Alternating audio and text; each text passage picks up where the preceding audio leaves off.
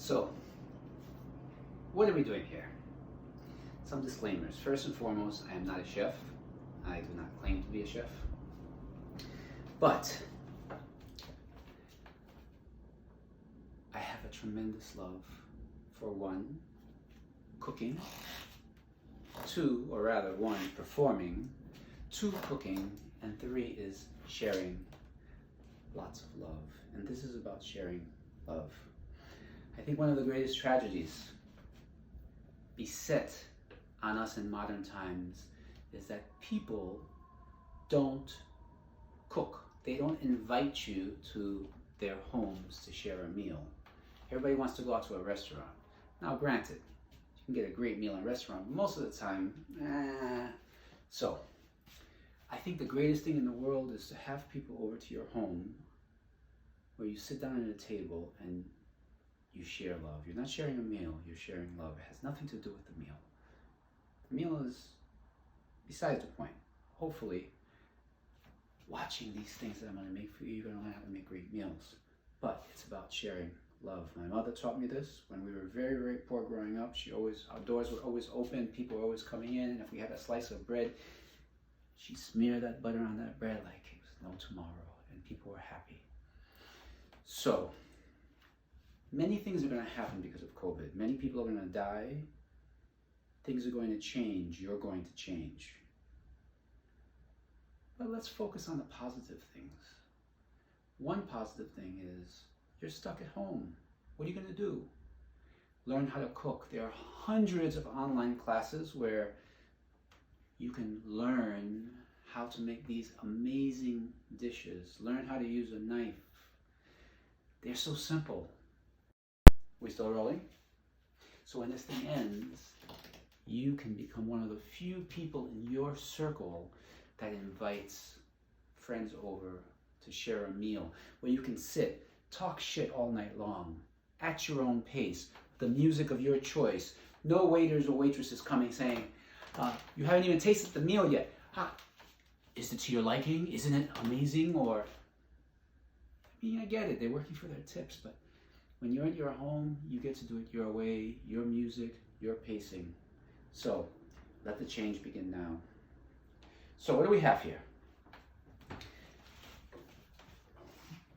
This meal is in homage to one, my dear friend Misha Piatigorsky, one of the greatest living piano players alive, who is one of the few human beings, and I bow to him, who opens his home on a daily basis for friends and cooks amazing meals.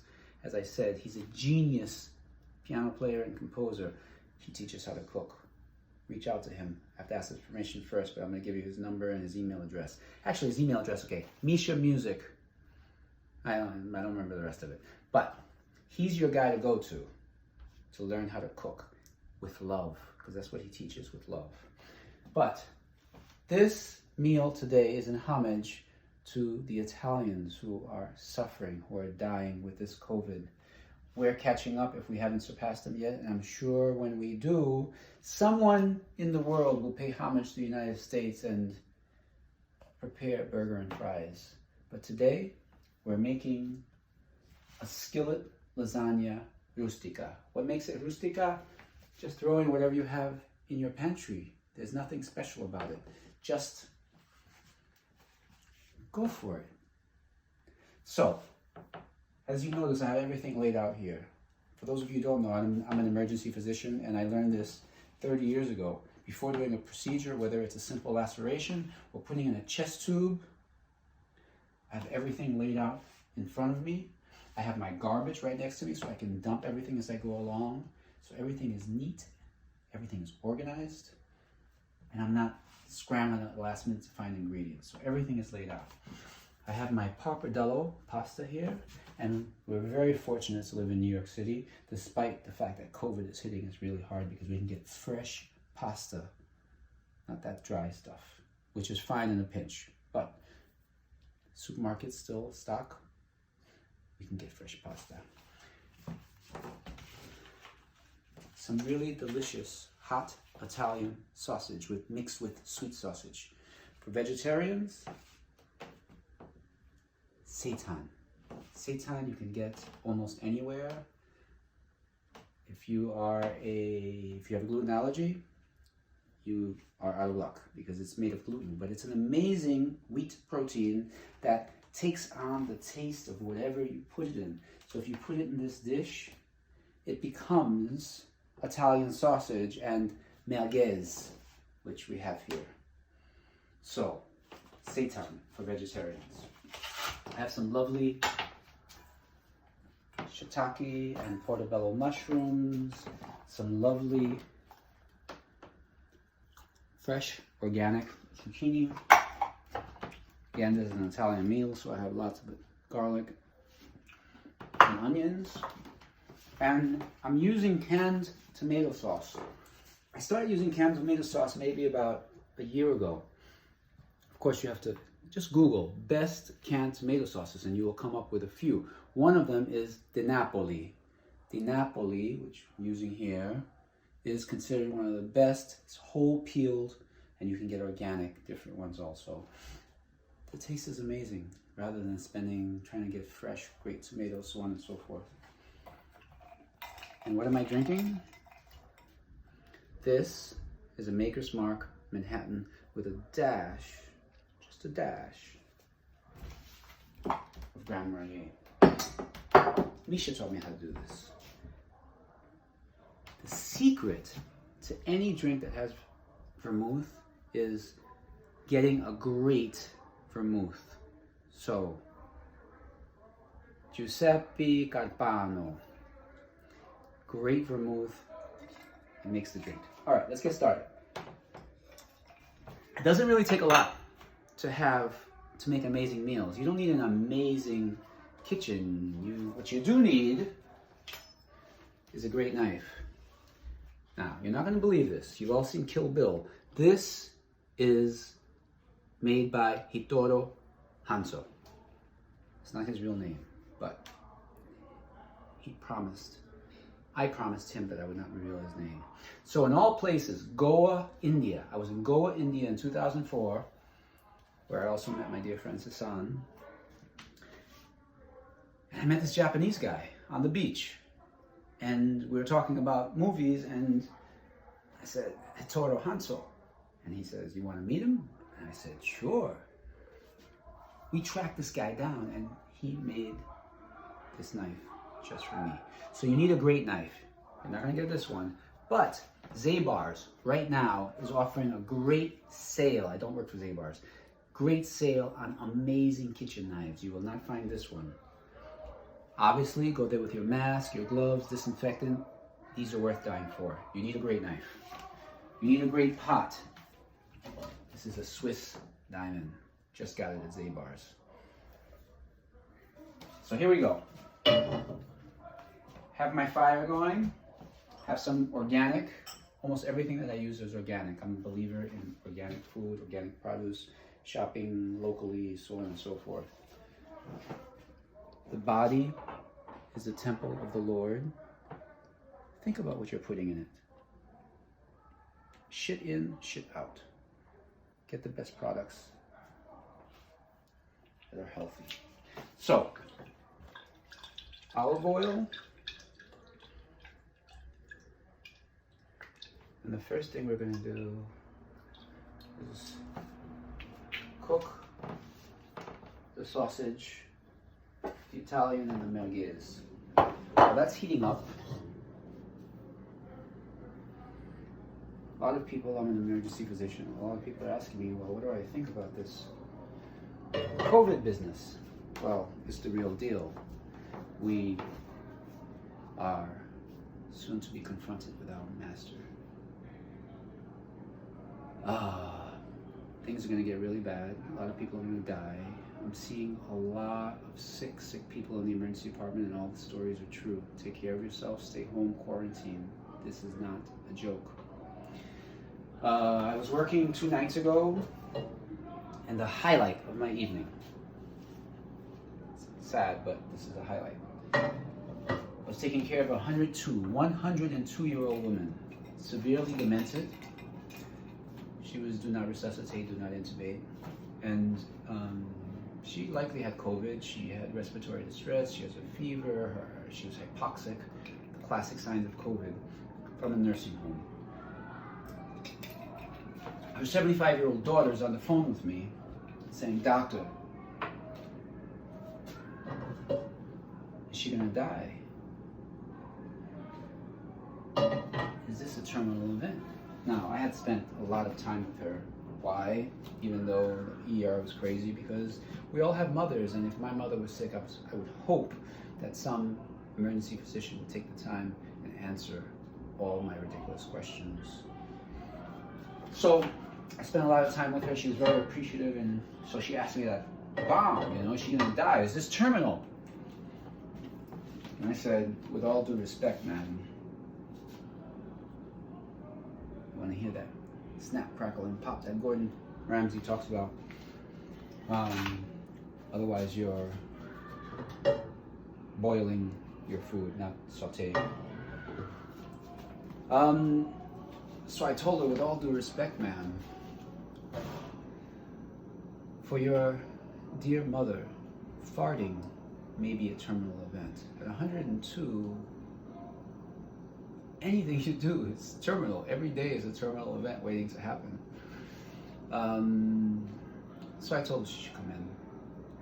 But we talked about it, the fact that she's 75, she's ill. We decided that she shouldn't because the risk of her catching COVID. What a horrible situation. Your loved one, your mother's dying, and you can't say goodbye.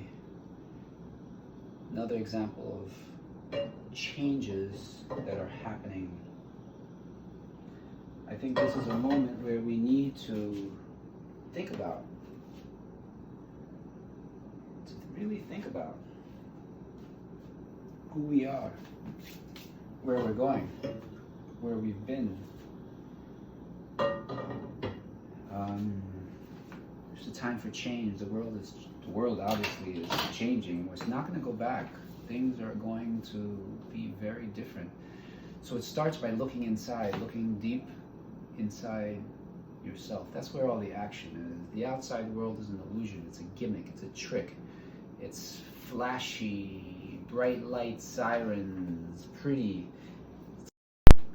Everything that's real is inside of us. So take this time. You're quarantined, you're at home. Take this time to look inside. Get to know yourself. Find that abyss, that emptiness that we try to avoid all the time. And make peace with it. It's a beautiful thing once you get to know it. Meditate. This is a great time. I don't know if you're familiar with the morning pages. It's a great, great tool. It's Julia Cameron. She wrote this book 25 years ago. Worth reading. 12 short chapters. But the gist of it is basically, hear that snap, crackle, and pop? That means it's ready. So we're going to dump all of this. Dump, that's a terrible word. We're going to gently place this in here. And we're going to kind of crush meat and get it cooked. So the gist of it is, you get up first thing in the morning. You get a book. I love the Moleskines, but 8 by 11 pages, lined, or whatever you like. And you write 3 pages, stream of consciousness. That means don't think about what you're writing. Whatever you think of, you write. So you may say, "I can't believe I'm doing this at whatever time you got up. I don't feel like doing this." Write that down. "I don't have anything to say." Right, "I don't have anything to say." Guaranteed, this has been 25 years. Millions of people have gone through this. I've experienced this. After about a week, something very interesting happens. It's as though something takes your hand and starts writing for you. And call it your higher self, call it your guide, whatever you want to call it, doesn't matter. But something deep inside of you emerges and communicates with you. And it's a wonderful means to get to know yourself, to find out abyss and make peace with it. Because once you get to know yourself, you can get to know other people. And that is a beautiful thing. Then all of a sudden, you realize who you really are. Ramana Maharshi, the great sage, considered to have been an enlightened being by everyone. His entire teaching was sit down, meditate, and ask yourself the question, who am I? That takes a long time, because you start with, I am a doctor, I am a father of 3 beautiful children, or many ex-wives. I won't tell you the number, I'm too embarrassed. I do this, I do that, I study piano with Misha. Misha's my hero. But after a while, you begin to say, well, is that really who I am? You find out that it's not. And what you may realize is that you are none of whatever you think that you are. You are God. You are spirit. It's God looking, you know that saying, you haven't found God because he's looking through your eyes. We are all just manifestations of consciousness. And making believe that we do who we are. It may take you a long time to figure this out, but when you do, you realize that there's no fear. There's no fear of COVID, there's no fear of death. This is all a dream. In the meantime, cook for your friends. Make love. But do it differently. Find the love. You know, again, I learned this from my mother at a very young age, and it was reinforced. I remember when I traveled to Cuba for the first time in 1999. I went with a friend of one of my former residents, John Essen, who I haven't been in touch with for years. I hope he sees this video. And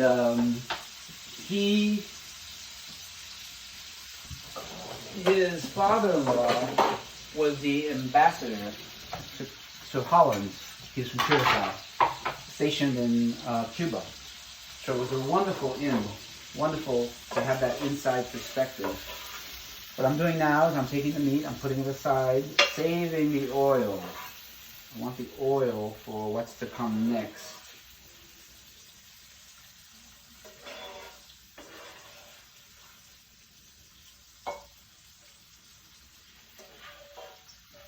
So we show up, and they had like this little mansion in Valladero, in Havana.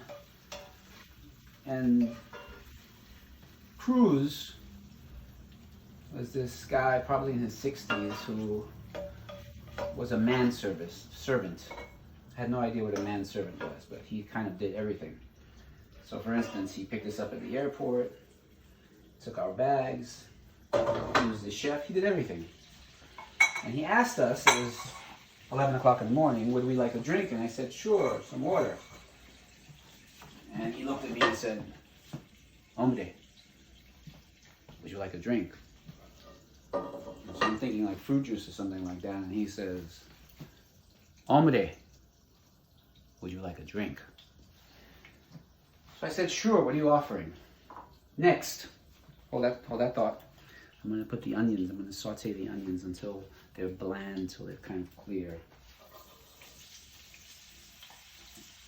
Using the same oil that has that meat flavor now.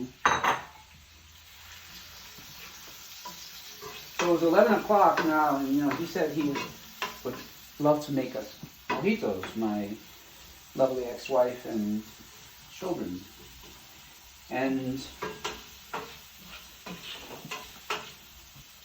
it's 12:30 and he hasn't come back yet. And now I'm thirsty. I would have been happy for some water. And he came back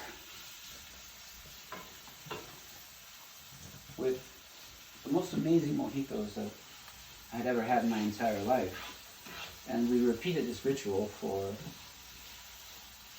a month. We were in Cuba for a month. And towards the end of the month, I got to know Cruz very well. And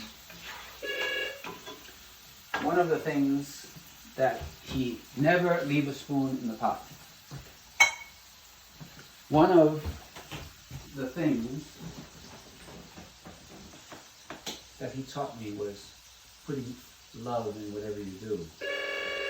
And what he did, he showed me, is that he went out to the garden and plucked the leaves of the yerba buena, which is a form of peppermint found in Cuba. Finding the most perfect leaves, and then with a mortar and pestle, putting the mint and with the rum and the sugar, and it was like this hour process, and it was kind of, I mean, he didn't use these words, but it was setting the intention. Okay, we're going to season this now with some Italian seasoning. If I'm making a French meal, I use herbe de Provence. And I put it with intention, with love. Some red pepper flakes.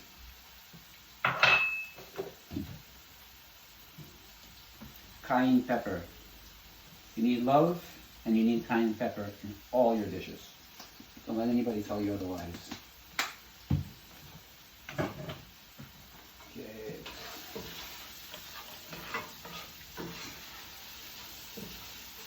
So, you know, it's the attention that you put into it. I mean, an hour and a half for a drink was a little much.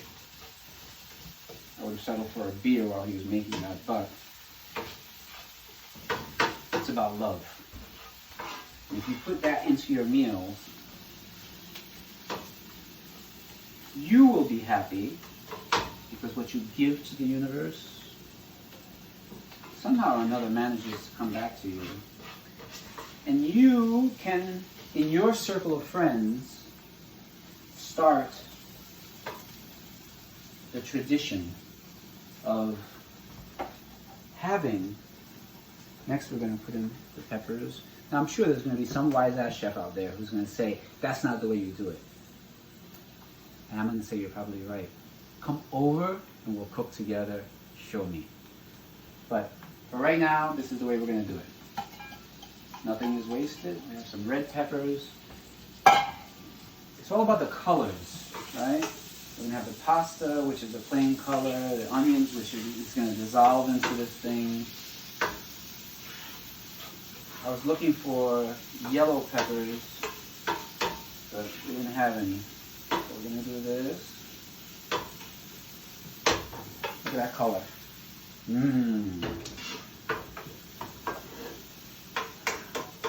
What was I saying? I was talking about, yes, each one of us, this is the responsibility that we have in these times of COVID. I'm writing a story. I also write, love in the times of COVID. Right? What are you doing to contribute to love? Well, one thing that you can do is once we get out of quarantine, is start a tradition of not going to restaurants and inviting friends over to your home. It doesn't have to be a fancy meal. But get that enough and stop with the bullshit excuses. My place is too small and I don't like. It doesn't matter. Small is cozy. And it doesn't have to be a lot of people, but just get into the habit and tell people that they should do the same. And then if everybody's doing this, oh man, it's going to be, next thing we'll be having orgies. Well, not me, because I'm married, but you can. So, this is on its way to being done. Now I'm going to throw in the zucchini. I have a lot more, but tomorrow, and you're welcome to join me, I'm going to make a ratatouille.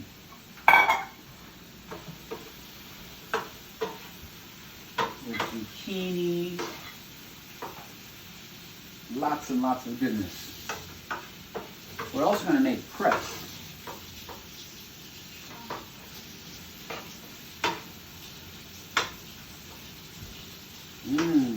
Look at that color. Oh, this hot pot is heavy. This is also a great workout.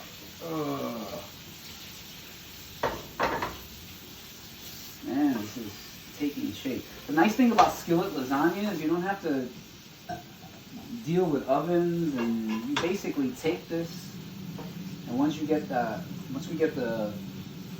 sauce in here and everything, you just put the pasta in. Actually, you can put the pasta whole, but actually I like one drink while I'm cooking.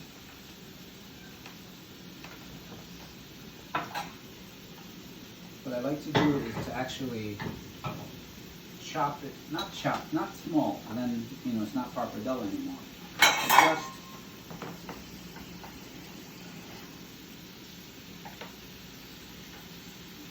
it's more manageable, bite-sized pieces. Don't forget to stir.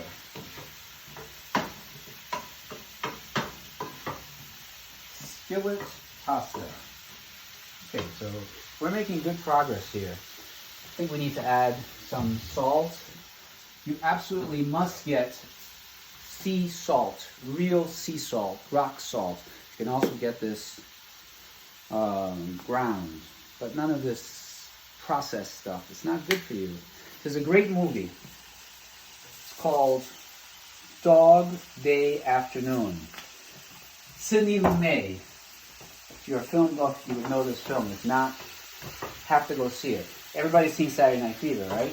Well, in Saturday Night Fever, remember the scene when John Travolta's in his underwear going, I'm not going to do this for you, but not in my underwear anyway, where he's standing in the mirror he's standing in front of the mirror in his underwear, and he's going, add a cup, add a cup. That is a tribute to Al Pacino in Dog Day Afternoon, when he's standing in front of the back doing that.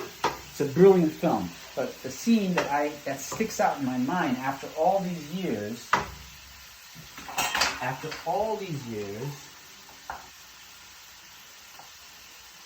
is Sal, the same Sal that plays Al Pacino's brother in The Godfather, that he kisses and, you know, he has to kill him because he betrays the family. That same Sal, I'm not going to tell you the movie, it's a brilliant movie, you have to see it. Brilliant writing.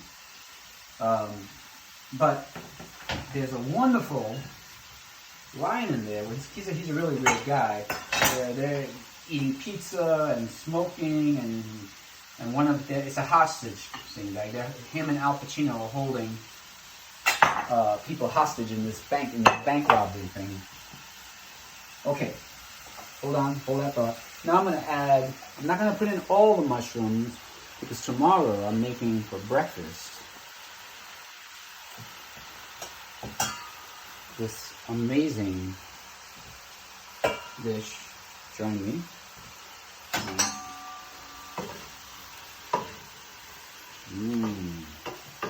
Look at that. Flavors coming together. Now that's an orgy. Oh. 5-second rule.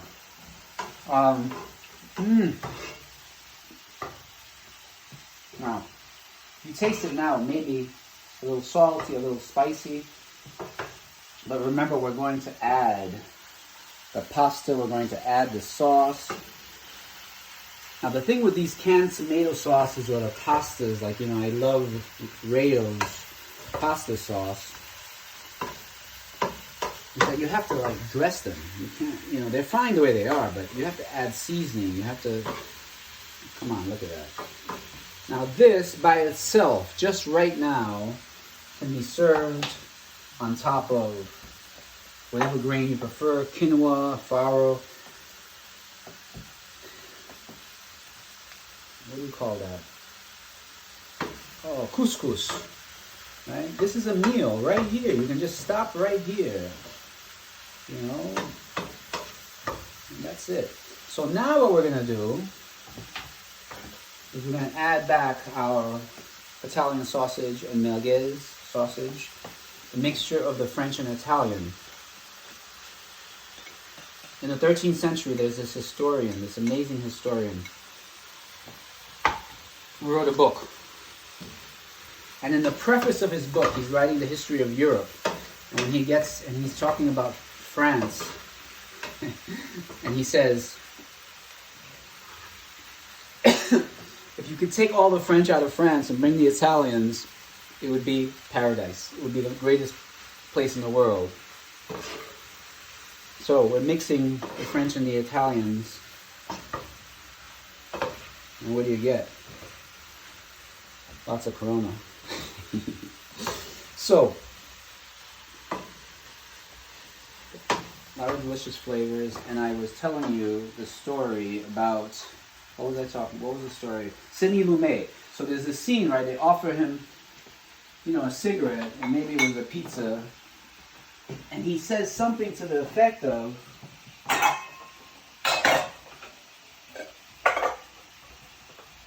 the body is the temple of the Lord. I will not adulterate it. So what I love to do is, as I'm cooking, that's taking a second. Fire's a little high. I like to clean as I go along. Did I mention we cooked on this thing for a year? We did not have gas. So I'm saving it for sentimental value. And I was watching the master class. I highly recommend the master classes. I'm watching Gordon Ramsay's master class. I really like him a lot. And so far he's taught me a couple of dishes that I loved and how to use a knife properly. And in it, I was going to throw this hot thing away because now that we have gas. And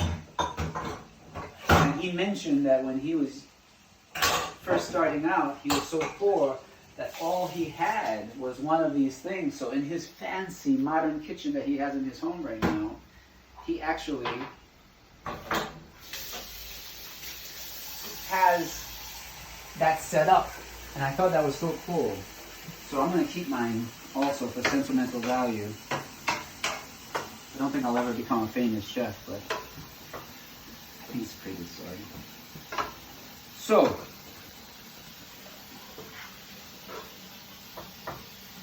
there's all this COVID stuff making you think about death.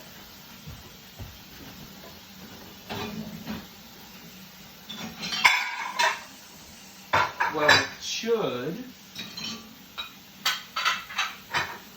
but not for any negative reasons. You know, in shamanic traditions, for instance, if you read Castaneda, he talks about the shaman, I forget his name, shaman's name, but he talks about how the shaman tells him that death is your friend. It should always be on your left side. Okay, I think this is ready now. Look at that. I wish you could smell this. This is killing. So now we're going to add our tomato sauce, straight from the can. Now remember all that seasoning I put in there? Most likely, we're going to need to add more. We need more flavor. Clean as you go along. It makes the cleaning process painless later on. Unless if you have a sous chef.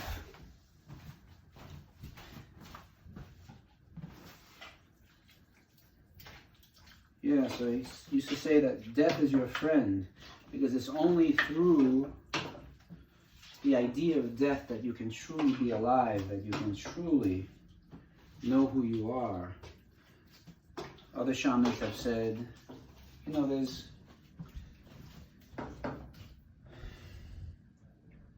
reason that we're here is to evolve. And if you think you're immortal, that you're going to live, how are you ever going to commit yourself to getting your shit together?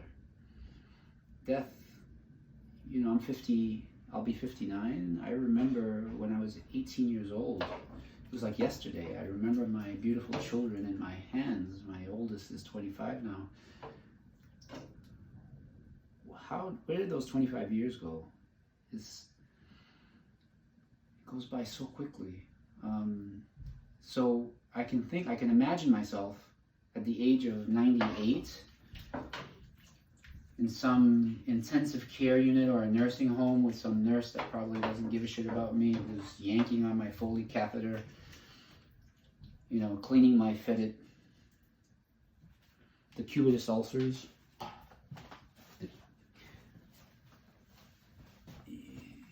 And I'm going to be thinking back saying, where did those 98 years go? It's a flash. This is all a dream. It's not real. It's all a memory. They're implanted memories, or whatever version you choose to tell yourself.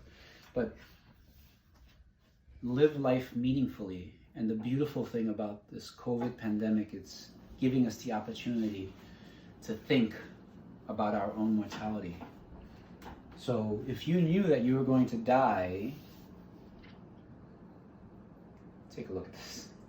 It's spectacular. Look at these colors, these vibrant colors. We haven't even added the pasta yet. It's giving us the opportunity to think about our own mortality. Maybe that's because people haven't started dying in great numbers.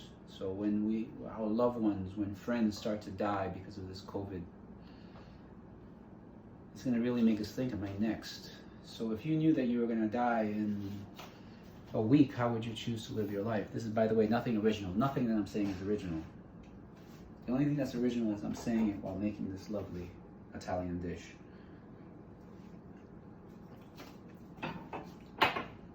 How would you live your life if you knew you were going to die a month from now or 6 months from now? And you could say, man, that's morbid. That's some like morbid shit. But no, it's lovely, because all of a sudden life becomes meaningful. Every minute, every word, every human contact. If you knew you were going to die in 6 months, that ridiculous argument that you had with your loved one or child, you'd say, man, that just wasn't important. Why was I wasting my time during those last few minutes? I could have been making love to my partner. I could have been hugging my child. I could have, you know, even if you have a 18-year-old child like I do, who, you know, every time I try to hug her goes, ew. The fact is, if I died in a month, man, she's going to remember, wow, Dad tried to give me a hug. So, live your life as though you were going to die. It's what the shamans call die before you die, because that allows you to wake up. I mean, we've all heard of these stories, right, of somebody on their deathbed just about, you know, and they change. They have this profound transformation where they see what's important. They get it. But man, you want to wait till you're on your deathbed for that? Fuck that. It's like, go for it now. This is the moment. This is happening right now. It's changing the world all of a sudden, right? Right in front of our building. And it's happening all over the world. Around 7 p.m., I think. Everybody's like sticking their heads out the window, clapping.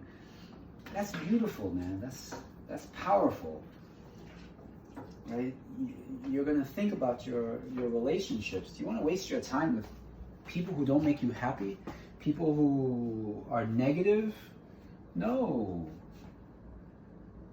We're going to be more careful. We're going to be more discerning of what we do, how we do it, who we do it with, and hopefully to do it with pizzazz, with flash, with love, because At the end of the day, that's the only thing that's important. When you're on your deathbed, when hopefully you're 98 years old, or like that woman who's completely demented at 102 years old, hopefully she realized what an amazing life she had. The gift of life is a precious thing. Don't waste it. And that's the beauty of COVID, because it's teaching us that. It's teaching us that. I'm going to turn the fire back up because I want to kind of bring this to a boil, and then we're going to add this to it. Maybe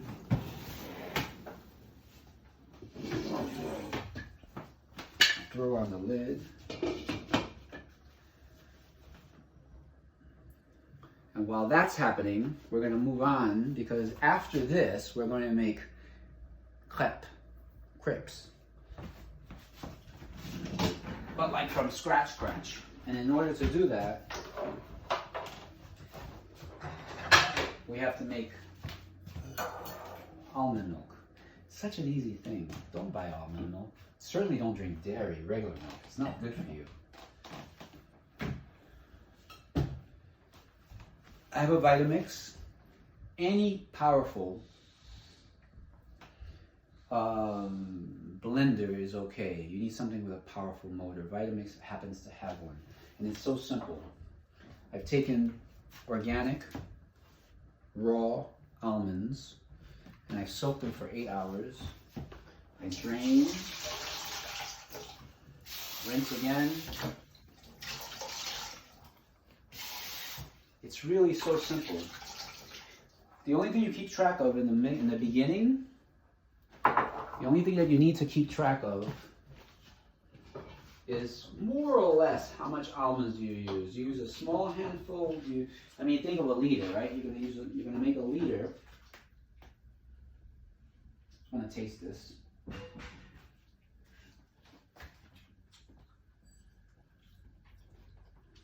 I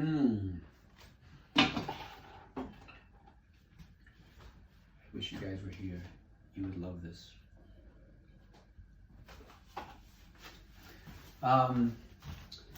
Because it's all about how thick you want it. So, for instance, I don't like it that thick, so I personally, for a liter, would just use this amount. That's all it takes. This is it. I also make it for my mother, so she likes it thicker, so I'm using all of that. And then the nice thing that you can do with almond milk, then you decide the thickness and you decide whether you want it sweet or not. So almonds are not naturally sweet. I don't like sweet, so I have them just like this. But there are lots of people who like sweet things. And then I would recommend getting some whole organic Majol dates, right? And after you strain this, after that, all these flavors are mixing. Then you throw in the Majol dates and you have delicious almond milk. Now the thing about almond milk, unlike the processed stuff that you buy in the boxes, still better than regular milk. It's expensive. You saw the small amount of almonds, I don't know how much that costs, but that's probably like, you're getting a liter for 50 cents. It's ridiculously cheap. Wait till you see how easy this is. So, I'm not going to be able to talk because it's going to make a lot of noise. Like for a minute or so.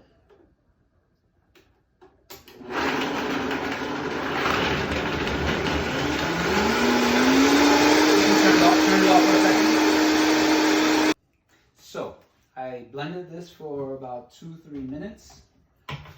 Then the next step is you need some kind of a cheesecloth thingy, something just to strain it to get all the sediment out. I just have a pot in the sink.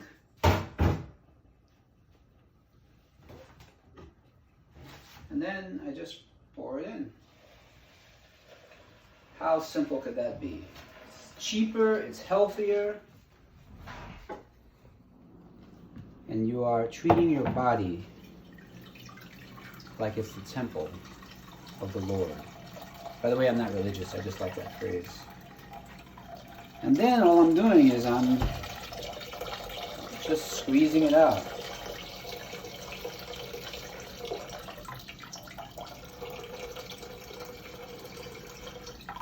Look at that delicious milk. I don't know if you've had the opportunity to milk a cow. I have. My ex-wife her parents were organic dairy farmers, and I had the occasion to milk them. And the milk comes out warm.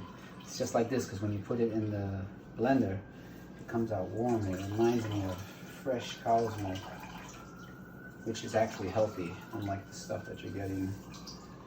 If you are going to drink milk, you don't have to get every drop out, but just squeeze it. Now, what you can also do, this stuff, you can make almond cookies, almond paste, or if you have a dehydrator, which I do, which I haven't used in 10 years, but I just took it out because of this COVID business. But now I have all this delicious milk that I can use. And we're gonna... Now the only downside, if you will, now look at that. That little bit of almonds that I use gave me all that, and the small handful that I showed you can give you that same amount.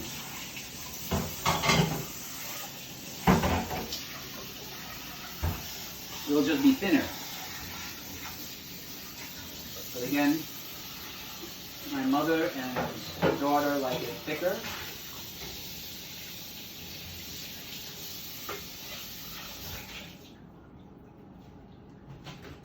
And again, I clean as I go along. This is all clean, I'm just using it as a dryer. Okay, put that aside. I usually have one of these, so you're constantly drying it. Now, what you want to do, this is kind of getting heated now, is we're going to add some mascarpone. That gives it some added flavor and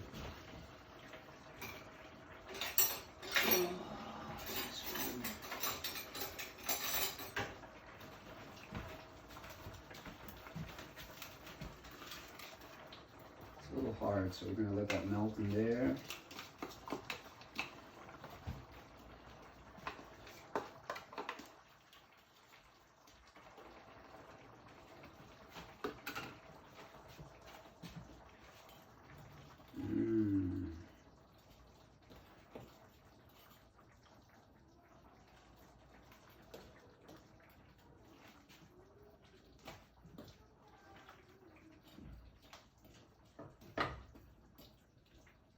And then the finishing touch, I forgot. Remember I said you prepare everything?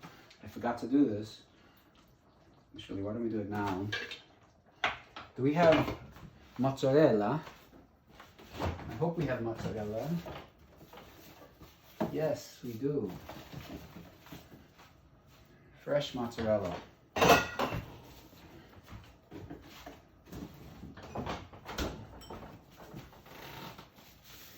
Okay, so we're making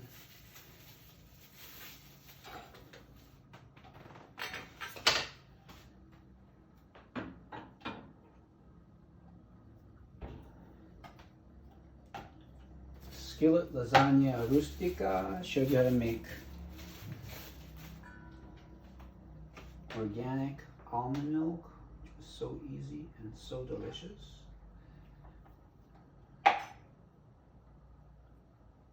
Once this is finished,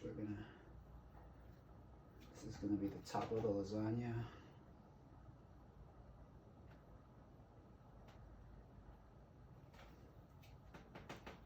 Now what I may need to do, because let's bulging out of the top. So I may take some of that out and put it in another pot. Whenever I cook, I tend to make enough for my mother, sometimes for my sister. And when they cook, they sometimes do the same. So that way everybody's sharing. Okay, so now we have that mascarpone in here.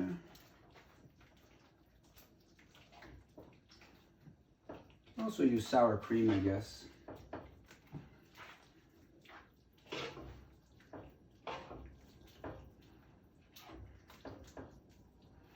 Get a taste of that.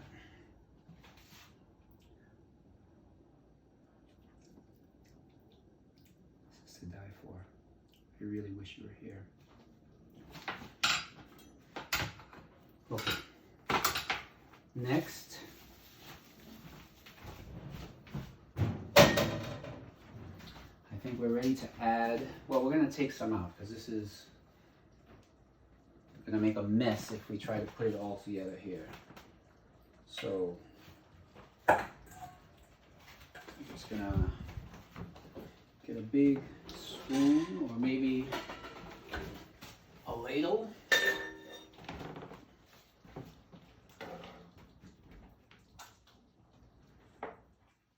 Take some out. And by the way, you don't have to use it for pasta. You can use it for on top of rice, on top of anything you like. Okay. Let's put this on the side. We're going to let the, we don't have to cook the pasta, right? The pasta is going to be right in here.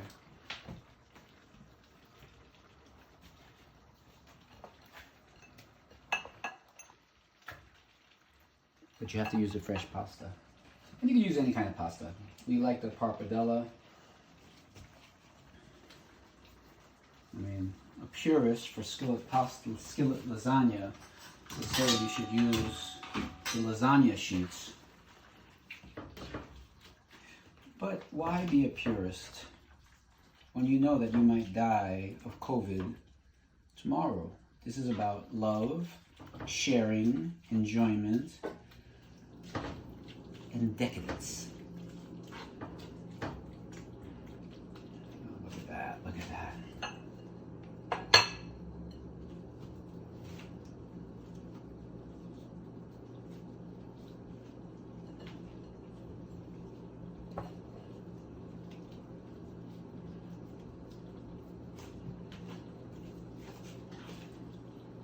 And this is going to be ready in another 5 minutes. Does not take long at all. I think we may actually put back some of that other sauce. Yeah, let's do that. We have more than enough room.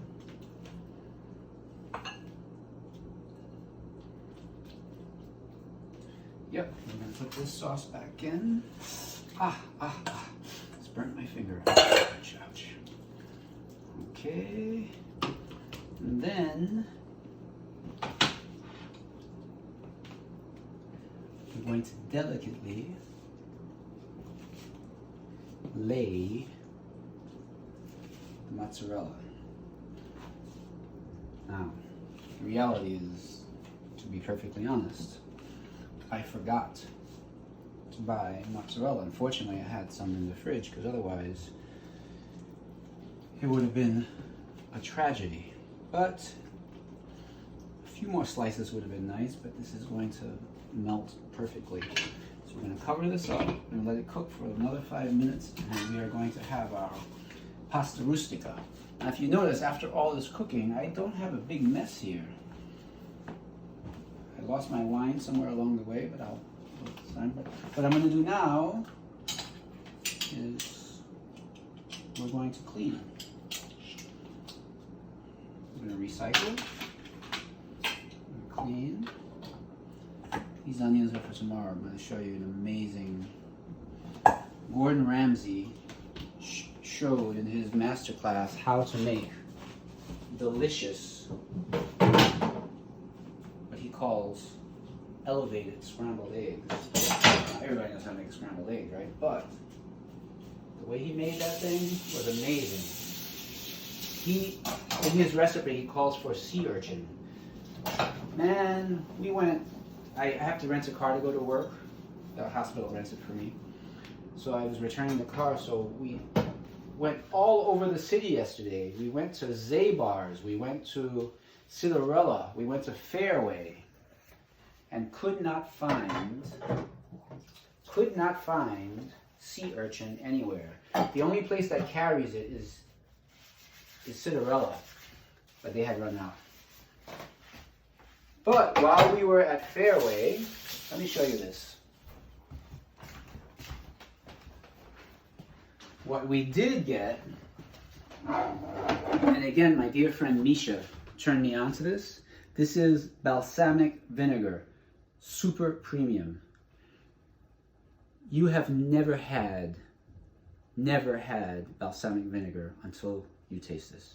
It's expensive, but it's worth it. Again, once Misha gets his course going, he's gonna start doing a course. Have apple cider vinegar, please.